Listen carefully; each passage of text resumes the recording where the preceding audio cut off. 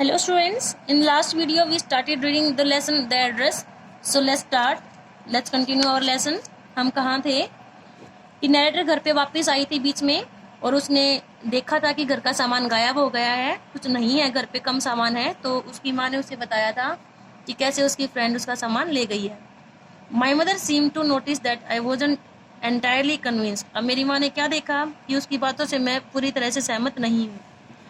She looked at me reprovingly and after that we spoke no more about it.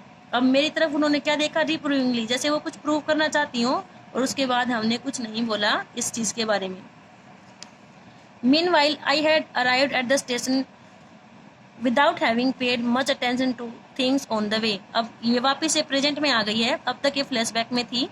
अब ये बातें सोचते सोचते वो स्टेशन पर आ गई और उसने ज्यादा ध्यान नहीं दिया उन चीजों पर जो रास्ते में उसे दिखी। वापस स्टेशन पर आई है तो रास्ते में कौन सी गलियां थी, क्या सामान था, उसने ये ध्यान ही नहीं दिया। I was walking in familiar places again for the first time since the war. अब युद्ध के बाद में कह रहे कि मैं उन स्थानों पर, वो जो जान पहचान वाली मेरी जगह थी, वहां पर फिर से वॉक कर रही थी मैं। But I didn't want to go further than was necessary. पर मैं उस जगह से आगे नहीं जाना चाह रही थी जितना जरूरी था। अब कहाँ तक जाना जरूरी था? स्टेशन पर। उस जगह से आगे जाना नहीं चाह रही थी। I do not want to upset myself with the sight of streets and houses full of memories from a precious time. मैं अपने आप को अपसेट, उदास नहीं करना चाह रही थी वो सारे नज़ारे गलियों के और उन घरों को देखकर। वो घर कैसे थे? Full of memories. उन घरों में उसकी यादें हैं कि वो कैसे वहां रहा करती थी, वो घर आस पास में थे। फ्रॉम अ प्रीशियस टाइम, और वो इसका पास था, वो एक प्रीशियस टाइम था, बहुत अच्छा समय था। तो उसे याद कर वो खुद को अपसेट नहीं करना चाह रही थी। In the train back I saw Mrs Darling in front of me again. I had the first time I met her. अब वो ट्रेन में थी वापस। I saw Mrs Darling in front of me, मैंने क्या देखा? मिसेस डॉर्लिंग मेरे सामने थी अगेन, दोबारा से। As I had the first time at I met her, जैसे मैं उसे पहली बार मिली थी वैसे ही मैंने उसको दोबारा देखा। It was the morning after the day my mother had told me about. और फिर से फ्लैशबैक में है। पहली रात तो उसने देखा नहीं है, सिर्फ उसकी माँ ने इंट्रोडक्शन दिया कि ये मेरी फ्रेंड लेकर गई है सामान। अगले ही मॉर्निंग में, जिस दिन मिसिस डॉर्लिंग के बारे में दोनों माँ बेटी की बात हुई है, फिर से मॉर्निंग टाइम में क्या हुआ है? The day my mother had told me about, जिस दिन बात हुई थी उससे अगले दिन। I had got up late, अब ये सुबह लेट उठी है। एंड कमिंग डाउन स्टेयर, और सीढ़ियों से नीचे आ रही है। I saw my mother about to see someone out, और मैंने क्या देखा कि मेरी माँ किसी को कोई बाहर जा रहा था उसको सी आउट कर रही है। A woman with a broad back, और वो औरत कौन थी जिसे वो भेज रही थी बाहर? ब्रॉड बैक, चौड़ी कमर वाली थी। देयर इज माई डॉटर, और वहां जाते जाते ही मेरी माँ ने इंट्रोडक्शन करवाया, मेरी तरफ इशारा करके मिसेस डॉर्लिंग से इंट्रोडक्शन करवा रही है कि वो मेरी बेटी है। मेरी तरफ इशारा करते हुए इसने कहा, said my mother, she beckon to me. The woman nodded and picked up the suitcase under the coat track. उसने क्या किया? सिर हिलाया कि ठीक है, और वो जो सूटकेस उसने लिया था सामान को वो उठा लिया अपने कोट ट्रैक पे। She wore a brown coat and a shapeless hat, उसने क्या पहना हुआ था? ब्राउन कोट पहना हुआ था और एक शेपलेस, बेढंगी सी हैट पहनी हुई थी। Did she live far away? I asked, seeing the difficulty she had going out of the house with the heavy case. अब जो भारी सा सूटकेस था ना, उसको ले जाते हुए दिक्कत हो रही थी उसे घर से बाहर। तो मैंने ये डिफिकल्टी को देखते हुए मैंने क्या पूछा कि यहाँ से बहुत दूर रहती है क्या, कि इतना सारा सामान पैक करके लेके जा रही है इतने एक बार में ही? ज्यादा दूर रह रही है शायद। In Marconi street, said my mother, number 14, remember that. अब मेरी माँ ने कहा, मुझे देखो एड्रेस बताया उसने कि कहाँ रहते हैं मिसेस डॉर्लिंग, मार्कोनी स्ट्रीट में और नंबर 46 में, ये हाउस नंबर है। और मुझे क्या कहा है कि इस नंबर को याद रखना। अब याद क्यों रखे कि जब वॉर खत्म हो जाएगा तो फिर अपना सामान भी तो वापस लेने आना है ना। आई हैड रिमेंबर्ड इट, और मैंने इसको याद भी रखा एड्रेस को। But I had waited a long time to go there, but वहां वापस आने के लिए मुझे बहुत सारा टाइम लग गया, बहुत ज्यादा वेट करना पड़ा था। Initially after the liberation I was absolutely not interested in all that stored stuff, और जब वॉर खत्म हुआ, लिबरेशन, आज़ादी मिली, उसके बाद में शुरुआत में तो मैं बिल्कुल भी इंटरेस्टेड नहीं थी। वो सारा जो सामान वहाँ भरा पड़ा था उसमें। Naturally I was also rather afraid of it, बल्कि मैं तो डर रही थी उस सामान से कि मैं उसको देखूंगी, मुझे पुरानी चीज़ें याद आएंगी। afraid of being confronted with the things that had belonged to a connection that no longer existed. और मुझे डर किस बात का था? कन्फ्रंटेड, कि मेरा सामना होगा उन चीज़ों से जो किससे बिलोंग करती थी, जिनसे एक संबंध था, उन चीज़ों से जो अब एग्जिस्ट नहीं करती है, जैसे उसकी फैमिली, उसकी मदर, उसका घर, वो अब नहीं है, तो उन चीज़ों से उन चीज़ों का कनेक्शन था।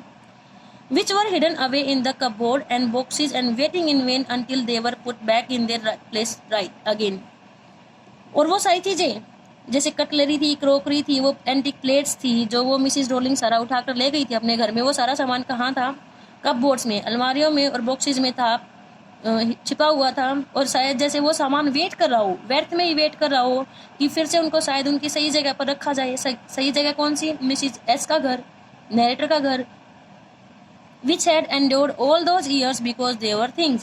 और उन सारी चीज़ों ने वो सारे साल सहे हैं, वो वॉर के सारे साल सहन किए क्योंकि वो भी चीज़ें ही थी। But gradually everything became more normal again, पर धीरे धीरे सारी चीज़ें फिर से नॉर्मल हो रही हैं। Bread was getting to be a lighter colour. अब ये आपको क्या दिखा रहा है? कंडीशंस दिखा रहे हैं पोस्ट वॉर की। प्री वॉर की कंडीशंस क्या थी कि जो नरेटर है वो अच्छी खासी वेल टू डू फैमिली से है, अच्छा महंगा सामान उनके पास है, सिल्वर यूटेंसिल्स हैं, क्रोकरी हैं, एंटीक प्लेट्स वगैरह हैं। और अब क्या हुआ है? अब उनके पास में कुछ नहीं रहा है। और सोशल और इकोनॉमिक कंडीशंस भी यहाँ देखिए जो लोगों ने सही है।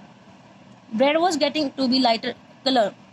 अब जो ब्रेड थी वो खाने की होती है, जो उसका कलर हल्का हो रहा है। There was a bed you could sleep in unthreatened. अब एक ऐसा बिस्तर मिल सकता है आपको जहां आप बिना डरे सो सकते हो, क्योंकि जब वॉर हो रहा है तो आप हर टाइम डर में रहते हो कि पता नहीं कब क्या हो जाए, आपके ऊपर भी खतरा आ जाए। तो अब आप बिना डर के सो सकते हो। A room with a view you were more used to glancing at each day. एक ऐसा कमरा जिसमें ऐसा नज़ारा हो जहां आपको आदत हो हमेशा देखने की, हमेशा ध्यान देने की।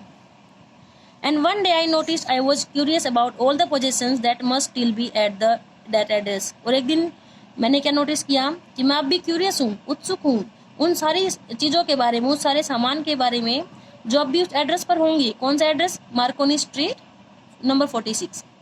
I wanted to see them, touch, remember. मैं फिर से उस सामान को देखना चाह रही थी, टच करना चाह रही थी, याद करना चाह रही थी। तो अब ये वापस आ गई है।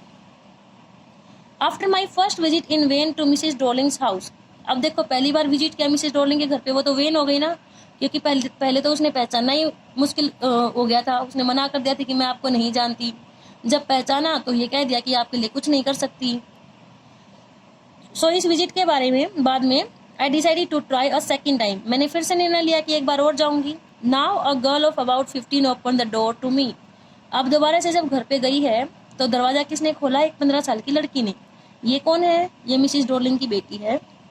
I ask her if her mother was at home. मैंने पूछा कि आपकी मम्मी घर पर है? No, she said my mother's doing an errand. अब क्या कर रही है? ये मना कर दिया कि यहाँ नहीं है, बाहर गई हैं। No matter, I said I will wait for her. कह रहे कि कोई बात नहीं, मैं वेट कर लूंगी। I followed the girl along the passage. अब जो गलियारा था मैं उसके लड़की के पीछे वहां से निकली। An old fashion iron hookah candle holder hung next to a mirror. Mirror के आगे एक हुक्का वहां पर लटका हुआ था, और एक और कौन था? कैंडल होल्डर, जिसमें जो पुराने स्टाइल की होती है ना, जिसमें मोमबत्तियां लटकाई जाती हैं, रखी जाती हैं पुराने स्टाइल की, वो वहां पर लटका हुआ था। एक्चुअली ये दोनों चीज किसकी थी? इस नरेटर की थी जो अब मिसिस डॉर्लिंग के घर पे हैं। We never use it because it was much more cumbersome than a single candlestick. अब हमने इस कैंडल होल्डर को कभी यूज ही नहीं किया था, क्योंकि क्या था? ये ज़्यादा कम्बरसम क्या था? ज़्यादा हैवी था। एक सिंगल कैंडल स्टिक, एक तो सिंगल कैंडल स्टिक होती है वो, उसके बजाय ये कैंडल होल्डर था, ये काफ़ी हैवी था। हनुक्का, देखो नाम क्या दिया उस कैंडल होल्डर को, Hanukkah. Want you sit down? क्या आप नहीं बैठ जाओ? उसको बैठने के लिए ऑफर कर रही है वो लड़की।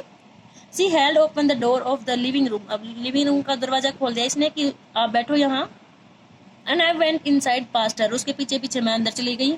आई स्टॉप, मैं एकदम से रुक गई। हॉरिफाइड, और मैं डर गई। अब डरी क्यों? रूम के अंदर जाकर देखो उसने क्या देखा है। I was in a room I knew and did not know. मैं एक ऐसे कमरे में थी जिसे मैं जानती थी और नहीं भी जानती थी। अब कैसे जानती है और कैसे नहीं जानती है? जानती इसलिए है क्योंकि इसके घर का सारा सामान वहां रखा है उस रूम में, तो इसलिए पहचान है। और जानती इसलिए नहीं क्योंकि एड्रेस नया है, रूम नया है। So I found myself in the midst of things, मैंने उन चीजों के बीच में अपने आप को पाया। I did not want to see again but which oppressed me in the strange atmosphere, मैंने उन चीजों के बीच में अपने आप को पाया जिनको मैं दोबारा नहीं देखना चाह रही थी, पर बट विच ओप्रेस्ड मी, जिन्होंने मुझे मेरे ऊपर क्या किया, ओप्रेस किया है। इन अ स्ट्रेंज एटमोसफियर, अजीब से माहौल में मुझे ओप्रेस किया, मेरा दमन किया है। क्योंकि उन चीजों को याद करके इसको अपनी पास्ट मेमोरीज, जो एक गोल्डन टाइम था, प्रीशियस टाइम था इसकी मदर के साथ में, वो याद आ रहा है इसको।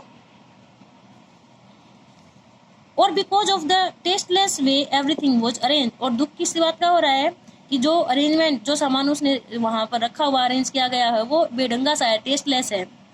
Because of the ugly furniture और the muggy smell that hung there, और किस वजह से, क्योंकि वो फर्नीचर था वो भद्दा सा था, उसके घर पे रखा हुआ था, और मगी स्मेल जो सीलन भरी हो जाती है, जैसे रूम नहीं खुलता और सारा सामान एक ही रूम में ठूस दिया जाता है, उस वजह से स्मेल हो गई है। आई डोंट नो, मैं नहीं जानती, but I scarcely dare to look around me, और मेरी हिम्मत ही नहीं हुई कि मैं चारों तरफ देखूं। The girl moved a chair, अब उस लड़की ने एक चेयर घुमा के दी है। I sat down and stared at the wooden tablecloth, मैं बैठ गई और सामने जो टेबल रखी थी उसके ऊपर टेबल क्लॉथ था, लकड़ी की टेबल थी, उसके ऊपर क्लॉथ था जो कवर होता है ऊपर, उसको देखने लगी। आई रब्ड इट, मैंने इसे थोड़ा सा रगड़ा, छुआ, क्योंकि ये जो टेबल क्लॉथ था ये भी मिसिस डॉर्लिंग ने वहां लाया हुआ था मिसिस एस के घर से, तो इस लड़की ने पहचान लिया कि ये हमारा ही है, टच किया उसे। My fingers grow warm from rubbing, अब इसकी उंगलियां गर्म हो जाती है रब करने से। I followed the lines of the pattern, अब इसने क्या किया है, जो लाइन्स, पैटर्न मीन्स डिजाइन, जो वहां पर उस टेबल क्लॉथ पर डिजाइन बना हुआ था, वो जो लाइन थी डिजाइन की, उनको इसने फॉलो किया, मतलब इसकी उंगलियां अपने आप से डिजाइन पर चलने लग गई। Somewhere on the edge there should be a burn mark that had never been repaired, अब ये क्या सोच रही है कि कहीं ना कहीं अगर ये हमारा है तो कहीं ना कहीं इसके किनारे पर एक जलने का निशान होना चाहिए, जिस उस निशान को जलने के बाद जो डैमेज हुआ था उसको कभी ठीक नहीं किया गया था। My mother will be back soon said the girl, अब लड़की ने क्या कहा है कि मेरी मम्मी अभी जल्दी वापस आ जाएगी। I have already made tea for her, will you have a cup, मैंने मेरी माँ के लिए भी चाय बनाई है, आप लेंगी, थैंक यू। अब इसने धन्यवाद बोल दिया। आई लुक्ड अप, मैंने अब ऊपर की तरफ देखा। The girl put cups ready on the tea table, अब उस लड़की ने क्या किया, चाय तैयार करके टी टेबल पर रख दी, कप्स वगैरह। She had a broad back, अब उसकी भी चौड़ी कमर थी, जस्ट लाइक हर मदर, अपनी माँ के जैसे। She pour tea from a white pot, एक सफेद पॉट से उसने चाय पोर की, जो है उसमें कप में डाली। All it had was a gold border on the lid, अब उसमें क्या था, जो व्हाइट पॉट था, जो उसका जो ढक्कन था, जैसे चाय के बर्तन होते, चाय की केटली होती है, उसके ऊपर व्हाइट ढक्कन था और उस पर गोल्डन बॉर्डर था। आई रिमेम्बर्ड, मुझे याद आया। She opened a box and took some spoons out, अब उसने क्या किया, एक बॉक्स खोला, उसमें से कुछ चमचे बाहर निकाल ली।